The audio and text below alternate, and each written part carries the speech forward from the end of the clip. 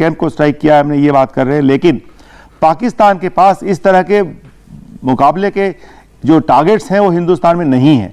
जब वो अटैक करेगा या जो कुछ भी वो एक्टिविटी करेगा तो वो हमारे सिविल या मिलिट्री टारगेट्स पे होगा, और उसके बाद देखना हमें यह है कि हम उसको किस तरह से रिस्पॉन्ड करते हैं, क्योंकि जो एस्केलेटिंग लेडर की बार बार हम बात करते हैं वो यहीं से शुरू होती है कि किस प्रकार से फिर ये आगे का माहौल बनता है। और जो पहली सीसीएस ये मीटिंग भी हो रही है और जो पहली प्रेस कॉन्फ्रेंस आर्मी की होगी उसमें इसकी काफी सारी इंडिकेशंस हमको आ जाएंगी। जी जनरल साहब देखिए, लेकिन जो पाकिस्तान में नुकसान हुआ है उसकी कुछ डिटेल्स हमारे पास आ रही हैं।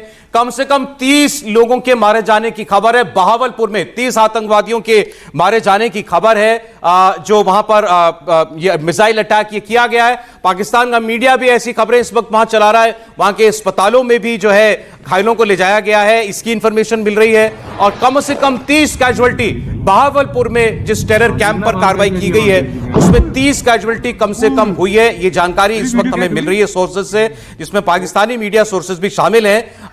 और इस वक्त तक इन पूरे इलाकों के अंदर काफी अफरा तफरी देखने को मिल रही है। आप देखेंगे तस्वीर में दिखाई दे रहा है बहुत जोरदार धमाका जो हुआ था जब ये बॉम्ब, ये मिसाइल जो है जब वहां पर इसका अटैक हुआ था।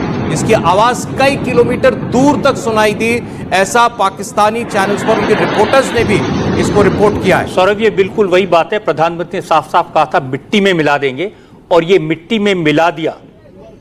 जो लश्कर के कैंप हैं, हाफिज सईद के कैंप हैं, इन सबको मिट्टी में मिला दिया। ये साफ साफ तस्वीरों में दिखाई दे रहा है। और हमारे जो एक्सपर्ट्स हैं स्टूडियो में, ये तस्वीरें देखकर बता सकते हैं कि किस तरह का ये अटैक हुआ होगा। जनरल अस्थाना, जाहिर है कि ये अटैक जो है बहुत सोची समझी प्लानिंग के तहत पूरे टारगेट को मुकर्रर करने के लिए, और उसके बाद ये सोच के कि उस टारगेट के लिए सबसे सही वेपन कौन सा होगा, सबसे सही एमुनिशन कौन सा होगा, वो सब प्लान करके किया है। और इसी में मैं कुछ चीज़ और ऐड करना चाहूँगा जो जनरल साहब बता रहे थे कि देखिए 15 दिन हमने लिए हैं, तो जाहिर है कि हमें भी पता है कि वो लोग रिटेलिएटरी फायर जरूर करेंगे, और हमने अपने सिविलियंस को भी काफ़ी हद तक बताया होगा। आज भी जो दिन भर ये मैसेज चलता रहा इवैक्यूएशन के बारे में, ड्रिल्स के बारे में, वो इसी चीज़ के लिए चलता रहा।